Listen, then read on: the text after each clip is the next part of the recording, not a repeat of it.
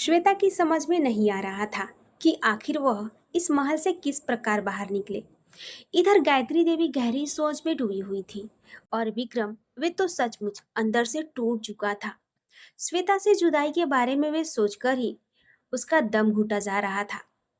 हमें किसी भी तरह समझा बुझाकर श्वेता को यहाँ रोकना ही होगा, क्योंकि उसी के हाथों में अब हम सबका भविष्य है। गायत्री देवी ने परेशानी में अपनी मुठियां भींचते हुए कहा।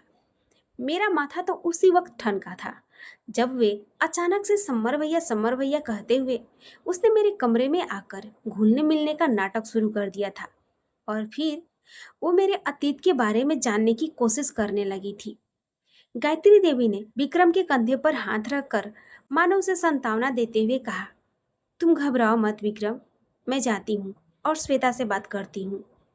हमारे कुलगुरु के हिसाब से मुक्ति के लिए जिस परिवार की लड़की के लक्षण बताए थे, वे सब सारे मुझे इसी में नजर आए हैं। हमें हर हाल में उसे रोकना ही होगा। श्वेता, तुम ठीक तो हो? क्या करूं, मजबूरी थी, इसलिए तुम्हें इस तरह कमरे में बंद करना पड़ा। श्वेता ने कुछ नहीं कहा, बस खा जाने वाली नजरों से गायत्री देवी को घूरती रही। अब जब तुमने अपनी आंखों से ये सब कुछ देख ही लिया है, तो मैं तुम्हें पूरी सच्चाई भी बताऊंगी। और मुझे यकीन ही नहीं बल्कि पूरा विश्वास है कि तुम ही वे लड़की हो जो इस खानदान के ऊपर से श्राप के साये को हटा सकती हो। क्या तुम मेरी बात सुन रही हो? मैं सिर्फ इतना जानती हूँ कि मुझे किसी से कोई रिश्ता नहीं रखना है। मैं यहाँ से जाना चाहती हूँ, श्वेता ने गुस्से से चिल्लाते हुए कहा। श्वेता की बात सुनकर गायत्री देवी परेशान हो गई। उन्होंने हर तरह से उसे समझाने की कोशिश की, लेकिन वे टस से मस नहीं हुई। ऐसा नहीं था कि गायत्री देवी को श्वेता से हमदर्दी नहीं थी, लेकिन उनके हाथों में अब कुछ नहीं था। बरसों से चले आ रहे इस श्राप के कारण कितनी लड़कियों को दुख झेलने पड़े थे, और लड़के तो इस श्राप के कारण असमय ही काल कौलित हो गए। अब शायद उनके दोनों बेटों की बारी है। नहीं नहीं, अब किसी भी तरह इस राजघराने के श्राप को मुक्त करना ही होगा। श्वेता में एक आशा की किरण नजर आई थी, लेकिन वे किसी भी कीमत पर कोई बात सुनने के लिए तैयार ही नहीं थी। गायत्री देवी ने अंतिम बार श्वेता से विनती की। देखिए श्वेता, एक आप ही हैं जो हमारे राजघराने के श्राप से मुक्ति दिला सकती हैं। इस वक्त हमें आपके सहयोग की जरूरत है।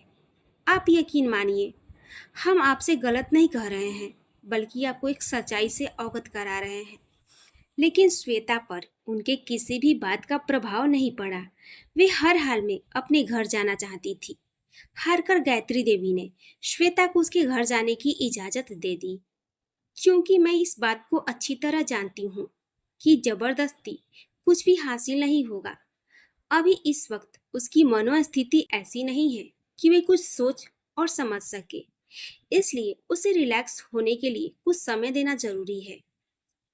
ठीक है, अगर आप अपने घर जाना चाहती हैं तो हम आपको भिजवा दे रहे हैं, लेकिन आपसे एक रिक्वेस्ट है। एक बार ठंडे दिमाग से इस पूरे हालात पर गौर जरूर कीजिएगा, क्योंकि एक आप ही हैं जो इस राजघराने पर लगे हुए श्राप को दूर कर सकती हैं। और फिर गायत्री देवी ने अपने मैनेजर के साथ श्वेता को उसके मायके भिजवा दिया। आज सुबह नाश्ते के टेबल पर एक गहरी खामोशी छाई हुई थी। सारे लोग चुपचाप नाश्ता कर रहे थे। इस खामोशी को भंग करते हुए गायत्री देवी ने कहा, विक्रम, आप झील किनारे बनने वाले होटल की डील को जरा ध्यान से हैंडल कीजिएगा। मैं कुलगुरु से मिलने के लिए उनके आश्रम जा रही हूँ। उन्हें सारी बातें बताना जरूरी है। कोई फायदा नहीं, इस परिवार से ये श्राप कभी नहीं हटेगा। समर ने गायत्री देवी से कहा, हर परेशानी का कोई ना कोई हल होता है। अगर समस्या है तो समाधान भी होगा, बस हमें उस तक पहुंचने का रास्ता ढूंढना है। इस तरह से मैं अपने बच्चों का जीवन बर्बाद होते नहीं देख सकती। मम्मी, आप समर भैया को साथ लेते जाएं। नहीं, इस वक्त समर का हमारे साथ जाना ठीक नहीं है। मैं अकेले ही जा रही हूँ। और हाँ, अगर हो सके तो इस बीच आप श्वेता से जरूर बात करने की कोशिश करें। इतना कहकर गायत्री देवी ने ड्राइवर को आवाज दी, गाड़ी निकालने को कहा और फिर थोड़ी देर के बाद गायत्री देवी की गाड़ी उनके गुरु के आश्रम की ओर चली जा रही थी। उनके कुल गुरु का आश्रम हिमालय तराई में घनघोर जंगल में था। वे उनके खानदानी कुल गुरु थे। कुल गुरु के पिता दादा परदादा भी इस राजघराने के ही कुल गुरु थे। लिहाजा इस राज परिवार में होने वाली हर छोटी बड़ी घटनाओं के बारे में इन सबको पूरी जानकारी थी। इधर श्वेता को अचानक से अकेली रियासत के मैनेजर के साथ आया हुआ देखकर उसके पिता रमेश जी का माथा ठनक गया। शकुंतला देवी और निर्मला का मन भी कई तरह की शंकाओं से कांपने लगा। वैसे भी श्वेता को देखकर कोई भी बता सकता था कि वे बहुत ही बड़े हादसे से उबर कर आई है, लेकिन फिलहाल किसी ने भी कुछ पूछना उचित नहीं समझा। वे सब एक सही वक्त की प्रतीक्षा करने लगे, जब या तो श्वेता खुद से सारी बातें बता दे या फिर वह खुद ही सारी बातें पता कर ले। और इस तरह दोनों परिवार एक अजीब सी कश्मकश भरी परिस्थिति से गुजर रहे थे। श्वेता के मोबाइल फोन की घंटी लगातार बजती जा रही थी। उसने फोन नहीं उठाया, लेकिन जब बार बार उस अनजान नंबर से कॉल आया तो उसने परेशान होकर फोन उठा लिया। हेलो हेलो श्वेता, मैं विक्रम बोल रहा हूँ। प्लीज़ फ़ोन मत काटना, मेरी बात सुन लो। मुझे तुम्हारी कोई बात नहीं सुननी और आइंदा से मुझे कभी फ़ोन मत करना। श्वेता ने फ़ोन पटकते हुए कहा। ऐसा नहीं था कि उसे विक्रम से प्यार नहीं था या उसकी असलियत जानने के बाद उसे हमदर्दी नहीं थी, बल्कि उसे गुस्सा और नफरत तो इस बात से हुआ था कि उन लोगों ने सारी असलियत जानते हुए झूठ बोलकर शादी की थी। श्वेता का मोबाइल दोबारा बजने लगा था। गुस्से में आकर उसने अपना मोबाइल पटक दिया और तकिए में मुंह छुपाकर जोर जोर से रोने लगी। दरवाजे के बाहर खड़ी हुई निर्मला ये सब देख रही थी और उसने श्वेता की बातें भी सुन ली थी। यही सही वक्त है जब श्वेता को सांत्वना देते हुए उसके दिल की बात उगलवाई जा सकती है। ऐसा सोचकर निर्मला आगे बढ़ी और उसके सिर पर अपना हाथ फेरते हुए बोली, ऐसे रोने से कुछ नहीं होगा। तुम्हारे और विक्रम के बीच ऐसी क्या बात हो गई जो अचानक से तुम्हें सूरजगढ़ से यूं अकेली आना पड़ा? जब तक तुम ये सारी बातें हमें नहीं बताओगी तो तब तक तुम भी मन ही मन घुटती रहोगी। श्वेता कुछ नहीं बोली। वह पहले की तरह सिसकियां ले लेकर रोती रही। नारी होना आसान नहीं है। एक औरत को हर एक कदम पर न जाने कितनी परीक्षाएं देनी पड़ती है। कभी उसे कठोर बनना पड़ता है तो कभी मोम की तरह कोमल बनना पड़ता है। कभी तो उसे देवी की तरह पूजा जाता है तो कभी उसे उल्टा बताकर उसका अपमान किया जाता है। पर यह स्थिति चाहे जो भी हो, वजह चाहे जो भी हो, यहाँ हर परीक्षा में उत्तीर्ण सिर्फ औरतों को ही होना पड़ता है। इसलिए देख श्वेता, तेरे मन में जो भी बात है मुझे बता दे, शायद इस समस्या का कोई हल निकाल आए। और इधर श्वेता के समझ में नहीं आ रहा था कि आखिर वह बात कहाँ से शुरू करे और क्या बताए। मैं जो कहूँगी शायद उस पर आप सबको यकीन नहीं होगा, उसने अपने आंसू पोंछते हुए कहा। श्वेता, क्या तुम मुझे अभी भी सारी बातें नहीं बताओगी कि तुम्हारे और विक्रम के बीच ऐसा क्या हो गया जो तुम अचानक से अकेली यहाँ पर आ गई हो? और मैंने अभी अभी देखा और जो सुना कि तुमने विक्रम से क्या बात की है। आखिर ये सब क्या चल रहा है? निर्मला की बात सुनकर श्वेता को ऐसा लगा जैसे किसी ने उसकी दुखती रग पर हाथ रख दिया हो। वे निर्मला के गले से लिपट गई और रोती हुई बोली, अब मैं आपको क्या बताऊं चाची, शायद मेरी बात पर आप यकीन ही ना करें, लेकिन मेरी बच्ची, तुम बताओ तो सही, उसके बाद ही मैं कुछ कर पाऊंगी। चाची, जब से मैं सूरजगढ़ गई हूँ मुझे उस महल के लोग ही बड़े रहस्यमयी से लगे। और फिर चाहे मम्मी जी हो या विक्रम के बड़े भाई समरजीत, और तो और मुझे विक्रम का व्यवहार भी कुछ अजीब सा लगा।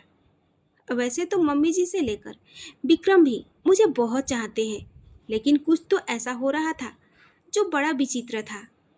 रात होते ही सबका बार बार घड़ी की ओर समय देखना और प्रतिदिन मेरा बिस्तर पर जाते ही गहरी नींद में सो जाना, और सुबह जब मेरी आंख खुले तो विक्रम को बाहर से बिल्कुल पसीने पसीने और थके थके हुए से आते हुए देखना, ये सारी बातें मुझे परेशान करती थी।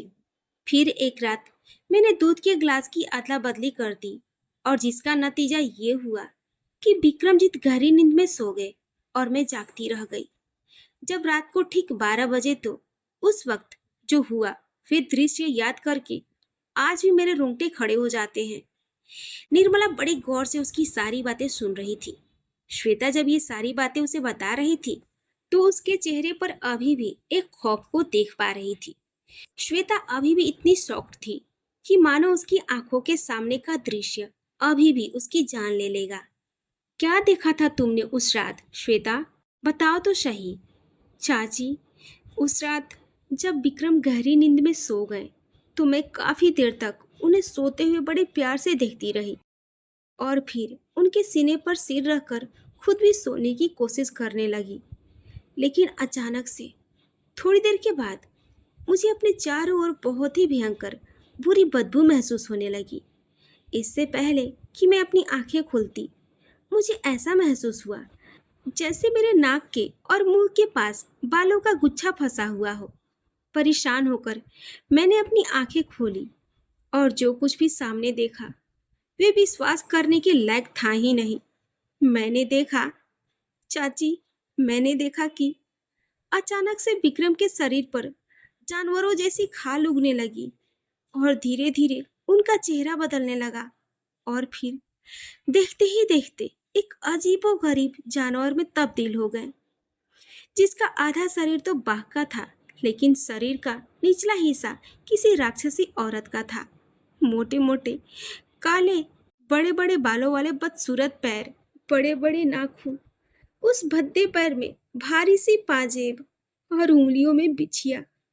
ये देखकर मुझे लगा कि किसी राक्षस औरत का पैर है। विक्रम का ये रूप देखकर तो मेरे होश उड़ गए।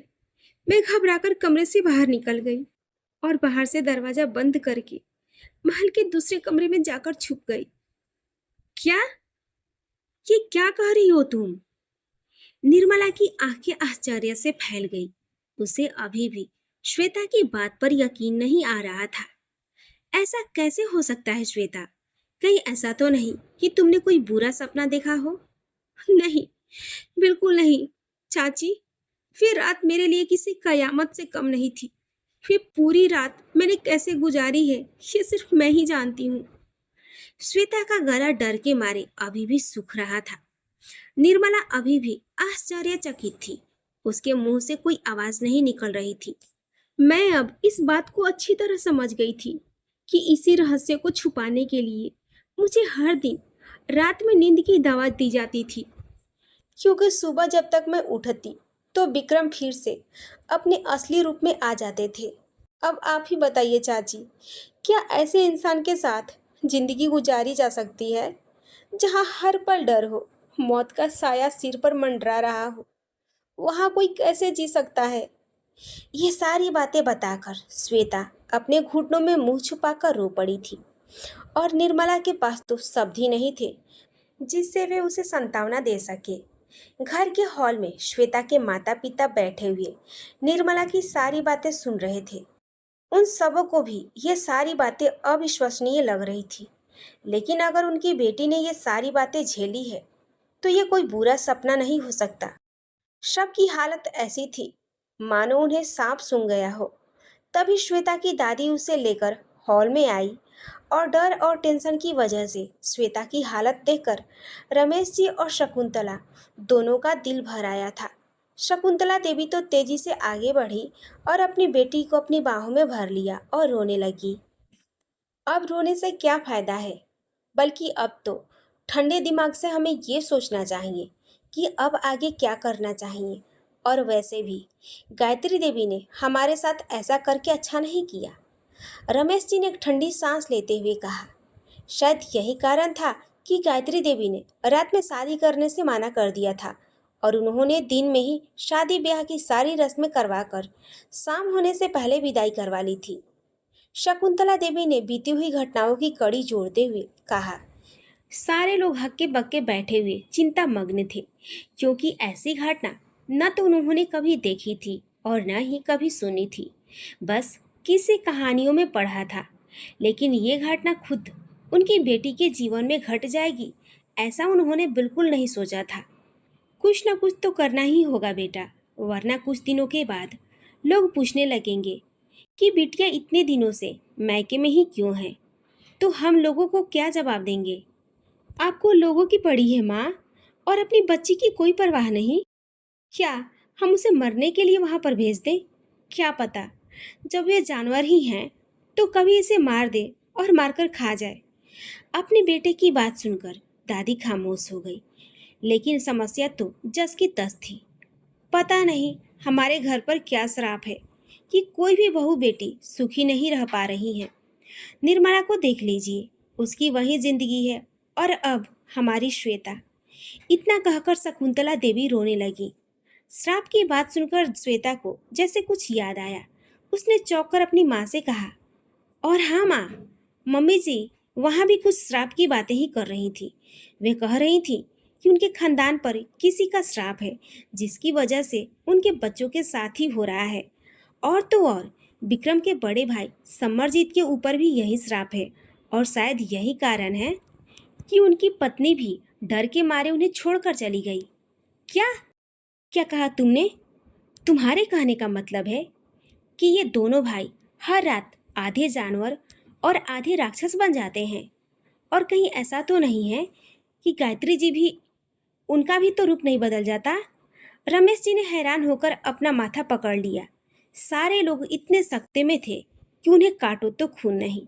सबसे बड़ी बात तो इतना सब कुछ सुन लेने के बाद भी उन लोगों को अभी भी यकीन नहीं हो रहा था कि सारी बातें सच है। 21वीं सदी में इस तरह की घटनाओं पर भला कौन यकीन कर सकता है कि ऐसा भी कुछ हो सकता है?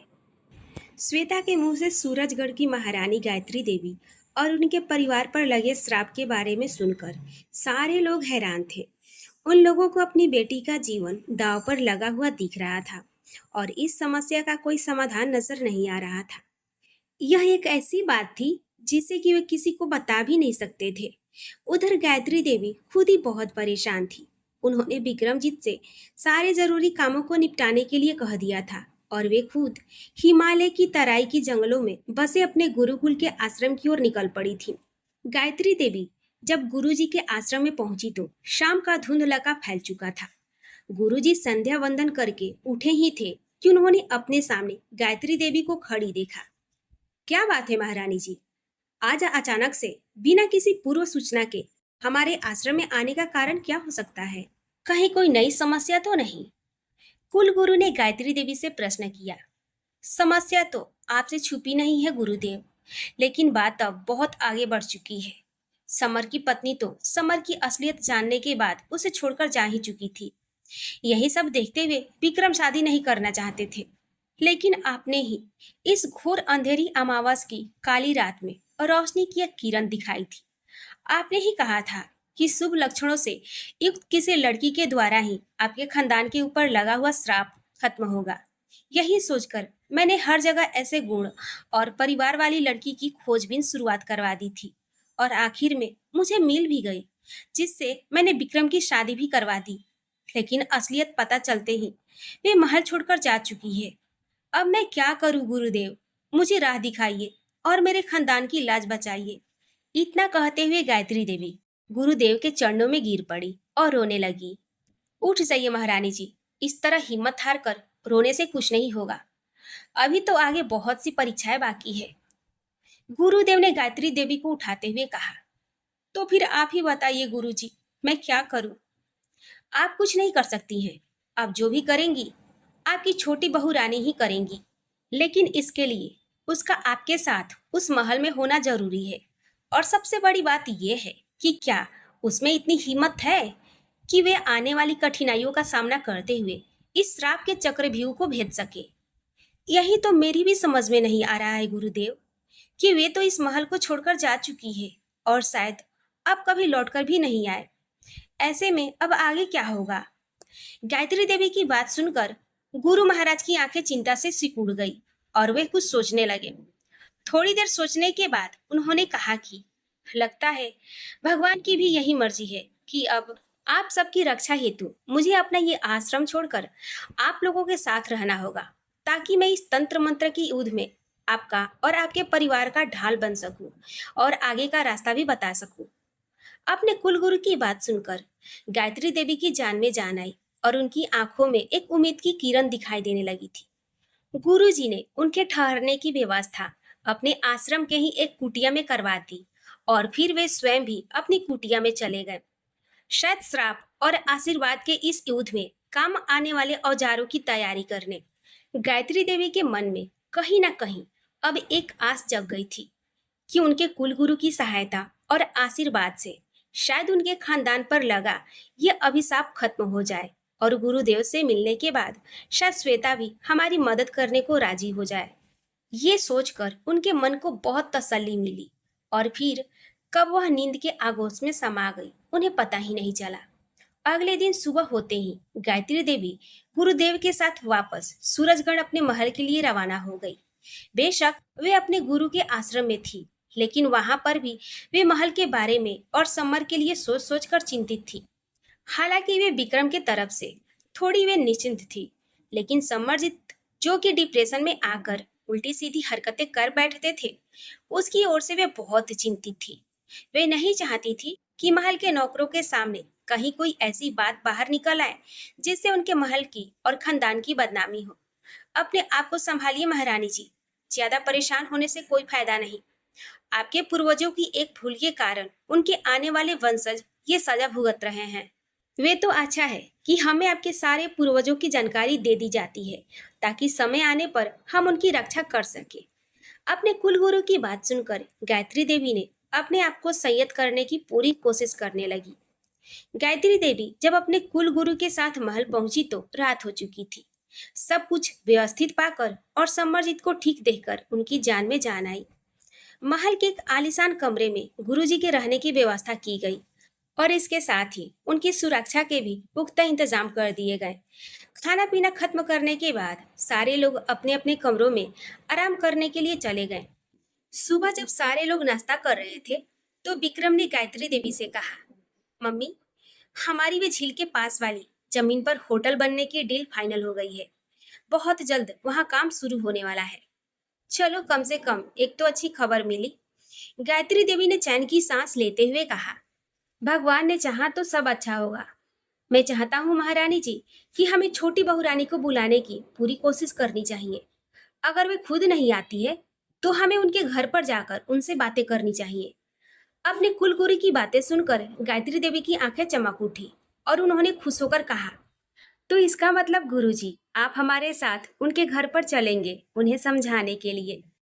जिस तरह से आपको अपने खानदान की परंपरा और विरासत की रक्षा करनी है, ठीक उसी तरह हम भी आपके कुल गुरु हैं। हमें भी इस महल और आपके वंशज की रक्षा करने का उत्तरदायित्व तो सौंपा जाता रहा है। इसलिए हमें तो जाना ही होगा छोटी बहू रानी और उनके माता पिता से बात करके उन्हें सारी बातें बताने के लिए। अपने कुलगुरु की बातें सुनकर गायत्री देवी के साथ साथ विक्रम की भी आंखें खुशी से चमक उठी और कहीं न कहीं मन में एक आशा की किरण भी जगी कि शायद श्वेता वापस सूरजगढ़ लौट आए। निर्मला टेबल पर सबका नाश्ता लगा चुकी थी, लेकिन सारे लोग आने का नाम ही नहीं ले रहे थे। घर में जो सब लोगों की परेशानी थी, इस बात को वे अच्छी तरह समझ रही थी, लेकिन फिर भी उसने अपनी ओर से पूरी कोशिश की थी कि सारे लोग कम से कम एक समय पर तो खाना पीना खाएं। इस तरह से तो और तबीयत बिगड़ जाएगी। दीदी, आप तो बड़ी हैं, अगर आप और भाई साहब हिम्मत हार जाएंगे तो फिर श्वेता को कौन संभालेगा। एक तो वे जब से सूरजगढ़ से आई है तो उसका खाना पीना वैसे ही ना के बराबर था, और अब आप लोगों ने भी कल से कुछ खाया पिया नहीं है। ऐसा कब तक चलेगा। और इस तरह निर्मला के बार बार समझाने पर बेमन से ही सारे लोग नाश्ता करने को बैठ गए। तभी अचानक निर्मला की सासू माँ को कुछ याद आया। उन्होंने निर्मला से कहा, अरे, तूने कल से उस सड़क के पार वाले सन्यासी को कुछ खाना दिया है कि नहीं। निर्मला भी चौंक गई। उसने कहा, नहीं माँ, पिछले 2 दिनों से घर की जो हालत है उसमें किसी को खाने पीने की कहाँ सुधी थी जो मैं उस सन्यासी का ध्यान रख पाती। न जाने कौन है, कहाँ से आया है, बस पेड़ के नीचे डेरा जमाकर बैठा है। अरे जाने दे, जो कोई भी है तो साधु सन्यासी ना। वे तो घर घर घूमकर भिक्षा भी नहीं मांगता। साधु सन्यासियों को भोजन कराना पुण्य का काम है। दे दिया करना खाना, क्या पता इससे भी हमारे परिवार के दुख संकट कुछ कम हो। निर्मला की सास ने कहा। वे सब तो ठीक है, लेकिन इन सब के साथ इस बात का भी ध्यान रखना कि समय ठीक नहीं है। साधु के भेष में कौन है क्या पता। आजकल तो चोरों, उचक्कों और ठगों ने भी लोगों को लूटने के लिए साधुओं का चोला पहन लिया है। रमेश जी ने सावधान किया। तभी दरवाजे की घंटी बजने लगी। निर्मला, देखो दरवाजे पर कौन है। कहीं वे सन्यासी तो नहीं? जाओ जाकर उसे खाना दे दो। शकुंतला ने कहा। जी, मैं अभी उसके लिए खाना लेकर आती हूँ। इतना कहते हुए निर्मला हाथों में खाने की प्लेट लिए दरवाजे की ओर बढ़ गई और जैसे ही उसने दरवाजा खोला तो किसी और को देखकर वे चौंक गई। इधर कुछ दिनों से निर्मला के घर के बाहर सड़क के उस पार वाले पेड़ के नीचे किसी सन्यासी ने डेरा डाल रखा था।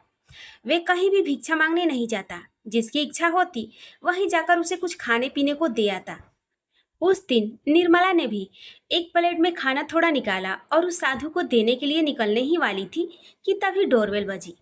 निर्मला ने जैसे ही दरवाजा खोला तो सामने किसी और अपरिचित सन्यासी को देखा। निर्मला के हाथों में भोजन की थाली रखी हुई थी। उसने वह थाली दरवाजे पर आए उस सन्यासी की ओर बढ़ा दी। मैं कोई भिक्षुक नहीं हूँ, मैं आप लोगों से कुछ बातें करने आया हूँ। निर्मला समझ नहीं पाई, लेकिन दरवाजे पर आवाज सुनकर शकुंतला ने पूछा। क्या बात है निर्मला, कौन आया है? दीदी, कोई सन्यासी हैं, लेकिन ये भिक्षा नहीं लेते। इन्होंने कहा है इन्हें आप लोगों से कुछ बातें करनी है। ठीक है, तुम उन्हें बैठाओ, हम अभी आते हैं। निर्मला ने बरामदे में रखे हुए सोफे पर उन्हें बैठने को कहा और वे खाने की प्लेट उस सड़क के पार वाले सन्यासी को देने के लिए चली गई। माफ कीजिएगा साधु महाराज, हमने आपको पहचाना नहीं। और आपको हमसे क्या बातें करनी है? रमेश जी के इतना कहते ही वे मुस्कुराकर बोले। मैं अकेला नहीं आया हूँ, मेरे साथ कोई और भी है जो आपसे मिलना चाहते हैं। अगर आप इजाजत दें तो मैं उन्हें बुला लूं। रमेश जी के माथे पर बल पड़ गए। थोड़ा चकित होते हुए उन्होंने पूछा, कौन लोग हैं जो मुझसे मिलना चाहते हैं? रमेश जी ने देखा उनके घर के बाहर एक बड़ी सी गाड़ी खड़ी हुई है और उस गाड़ी में गायत्री देवी बैठी हुई है। उन्हें देखते ही रमेश जी के चेहरे पर नागवारी के भाव उभर आए, जिसे उस सन्यासी ने भी महसूस किया। मैं जानता हूँ कि आप लोगों के मन में गायत्री देवी के लिए काफी रोष है। मैं उनका कुल गुरु हूँ और आप लोगों को बहुत कुछ बताने आया हूँ। तब तक गायत्री देवी भी आ खड़ी हुई थी। घर के बाहर बातें करना उचित नहीं जान पड़ता था, इसलिए रमेश जी ने सामान के साथ सबको घर के अंदर आने को कहा। अचानक से उन सबको अपने घर आया हुआ देखकर शकुंतला और श्वेता की दादी आश्चर्यचकित हो गई, लेकिन वही श्वेता उन सबको देखकर गुस्से से भर गई। रमेश जी ने आंखों ही आंखों में सबको खामोश रहने का इशारा किया और कुलगुरु को प्रणाम करते हुए आदर के साथ कहा। जी कहिए, अब ऐसी कौन सी बातें करने को रह गई है? और सबसे बड़ी बात यह है कि क्या अब हम आप लोगों की बातों पर यकीन कर सकते हैं? गायत्री देवी खामोश थी। वे इस बात को अच्छी तरह जान रही थी कि इन लोगों का गुस्सा अपनी जगह जायज है। रमेश जी की बातें सुनकर कुलगुरु ने कहा, मैं आपकी बातों से पूरी तरह सहमत हूँ, लेकिन पहले मैं आपको अपना परिचय दे दूँ। मेरा नाम वेदाचार्य है और मैं सूरजगढ़ के राज परिवार का कुलगुरु हूँ। मैं इस बात को अच्छी तरह समझ रहा हूँ कि इस वक्त जैसे हालात हैं और आप लोगों ने जो कुछ भी भोगा है, इस वजह से आप लोगों के मन में इस राज परिवार के लिए बहुत नाराजगी है, जो अपनी जगह जायज है, लेकिन इन सब के पीछे की वजह जानना भी जरूरी है। रमेश जी और बाकी घर वालों को तो इतना गुस्सा आ रहा था कि वे अभी और इसी वक्त इन सबों को घर से बाहर निकाल दे, लेकिन मजबूरी थी।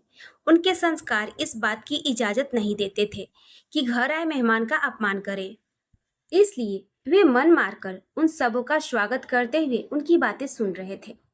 वेदाचार्य ने रमेश जी की ओर गहरी नजरों से देखते हुए कहा, अब तक के हालात से आप लोगों को इस बात की तो खबर हो ही गई है कि गायत्री देवी का राजघराना श्रापित है और इस राज परिवार पर लगे हुए श्राप को इनके खानदान की ही कोई बहू दूर कर सकती है। और वे भी अकेली नहीं, बल्कि उसके साथ उसके मायके के कुछ विशेष लोगों का सहयोग होगा। जैसा कि मेरे गुरुदेव ने मुझसे कहा था कि जो लड़की राजघराने के श्राप को दूर करेगी वे कोई साधारण नहीं होगी, किसी खास ग्रह नक्षत्र में जन्मी हुई लड़की जिसके मायके में भी कोई खास महिला होगी। जो अपने पति के सहयोग से उस बच्ची के साथ मिलकर इस श्राप का अंत करेगी। लेकिन आचार्य जी, इसमें भला मैं आपकी क्या मदद कर सकता हूँ? यहाँ मेरी बच्ची की जिंदगी बर्बाद हो गई। इस राजघराने पर लगे हुए श्राप को दूर करने के लिए और कितनी लड़कियों की जिंदगी खराब की जाएगी, क्योंकि वैसे ही इनके घर की बड़ी बहू भी घर छोड़कर जा चुकी है। ना चाहते हुए भी रमेश जी की आवाज थोड़ी तल्ख हो गई थी। ये बात सुनकर कुलगुरु वेदाचार्य थोड़ी देर के लिए खामोश हो गए। फिर उन्होंने कहा, आपकी बात बिल्कुल सही है, लेकिन जो ग्रह नक्षत्र और जैसा परिवार हमें चाहिए था वे आपका ही है। इस परिवार और ऐसी लड़की की खोज में ही महारानी जी ने पूरे भारत के लगभग जितने भी कॉलेज होंगे उन सभी में डोनेशन के नाम पर कॉलेज जाकर लड़कियों की खोज की। अब शायद आप ये कहेंगे कि किसी के माथे पर तो नहीं लिखा होता है कि उसने किस ग्रह नक्षत्र में जन्म लिया है, लेकिन उस लड़की को देखते ही जो कुछ निशानियां और हाव भाव बताए गए थे वे सब अगर कहीं नजर आते थे तो उन सब की ही खोजबीन की जाती थी। जिस तरह विज्ञान ने तरक्की की है उसी तरह ज्योतिष भी एक विज्ञान है, और फलित ज्योतिष आने वाले समय की बातें बिल्कुल सही सही बता देता है। यही कारण था कि थोड़ा समय तो लगा, लेकिन आखिर एक प्रोग्राम के माध्यम से हमने उस कन्या की खोज कर ही ली। वेदाचार्य की बात सुनकर रमेश जी थोड़े खामोश हो गए, लेकिन फिर उन्होंने पूछा, चलिए मान लिया कि जो लड़की आपके परिवार के श्राप को दूर करेगी वे मेरी बेटी है, लेकिन उसका साथ देने वाली मेरे परिवार की दूसरी महिला कौन है? वे सारी बातें हम आपको जरूर बताएंगे, लेकिन सबसे पहले आपका हमारी बातों पर यकीन करना बहुत जरूरी है। काफी देर खामोश बैठी गायत्री देवी ने रमेश जी से कहा। इससे पहले कि रमेश जी कुछ कहें, वेदाचार्य ने उन्हें टोका और फिर बड़े ही स्निग्ध मुस्कान के साथ मीठे स्वर में कहा, रमेश जी, अभी आपके परिवार से संबंधित ऐसी बहुत सी बातें हैं जो शायद आप भी नहीं जानते हैं। भविष्य के गर्भ में क्या छुपा है ये तो ईश्वर के अलावा कोई भी नहीं जानता। समय के साथ ये सारी बातें अपने आप ही आपके सामने आ जाएगी। लेकिन आचार्य जी, मैं ये बात बिल्कुल नहीं समझ पा रहा हूँ कि मेरी फूल जैसी बच्ची आखिर इस परिवार पर लगे श्राप को कैसे दूर कर पाएगी। रमेश जी ने चिंतित होकर कहा, इस बात की चिंता आप बिल्कुल मत कीजिए, क्योंकि मैं हमेशा ही अपने योग बल की शक्ति से उसके साथ रहूंगा, जिससे उसे किसी भी प्रकार की हानि नहीं पहुंचेगी। वेदाचार्य की बात सुनकर रमेश जी ने कहा, अगर ऐसी बात है और आप में इतनी योग बल की ताकत है तो आप खुद क्यों नहीं इस परिवार की मदद कर देते हैं? ये बात सुनकर वेदाचार्य ने मुस्कुराते हुए कहा, आपका प्रश्न बिल्कुल सही है। जैसे रावण को राम के हाथ ही मरना लिखा था, वरना तो माता सीता में इतनी शक्ति थी कि वे अपनी दृष्टि मात्र से ही रावण को भस्म कर देती। ठीक इसी तरह राजघराने के श्राप को भी जिसके हाथों से मिटना होगा वही मिटा पाएगी। लेकिन इससे पहले क्या आप ये नहीं जानना चाहेंगे कि आखिर ये सब हुआ कैसे और किसने इस राजघराने को श्राप दिया? कुल गुरु वेदाचार्य की बातों को सारे लोग सांस रोककर सुने जा रहे थे। अब सबके मन में ये जिज्ञासा उत्पन्न हो गई थी कि आखिर क्या कारण था कि ये राजघराना श्रापित हो गया था और आखिर कैसे श्राप मुक्त होगा। तो फिर ठीक है, अब मैं जो आप सबको कहने जा रहा हूँ वे सारी बातें ध्यान से सुने। गुरुदेव वेदाचार्य ने बड़े गंभीर होकर कहा, सबसे पहले हमें इस घटना के बारे में जानने के लिए गायत्री देवी के पति महाराजा नारायण सिंह के दादाजी से शुरुआत करनी होगी, क्योंकि उन्हीं की एक गलती के कारण पीढ़ियों से ये परिवार सजा भोग रहा है।